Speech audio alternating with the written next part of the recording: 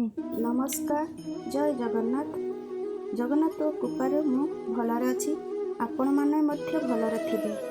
मु आज आपण को गोटे हृदयस्पर्शी निजस्व कविताटी शुणवाक जाउछि। छोट कविताटी आपण को निश्चित कविताटी भल लागिबो। ताहेले आरंभ करुछि। कविताटीर नाम जंत्रणा।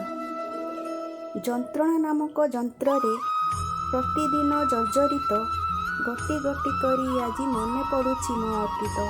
जीवनर गला दिन मु काटिछि अति कठिन।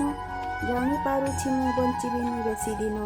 जीवनर झड़ झंझा बेले बापा ओ माँ थिले मो साथीरे। एबे किंतु काल बिताउछि पितृ मातृ हरा हरी। आग पछरे केही नांती मो साथीरे, किंतु मु केबे दिगहरा न होई मो बापा माँ को संस्कार न भूली आगको बढ़ुथिली प्रतिदिन। शेषरे एतिकी मागुणी प्रभु, जंत्रणा दियो सबुदिन सबु जन्मे, कारण जंत्रणा भितरे आनंद पाए सबुदिन। जदि कविताटी भल लागिबो निश्चित लाइक करंतु, सांगमानक सहित शेयर करंतु, सब्सक्राइब करने को भूलंतु नहीं। जय जगन्नाथ।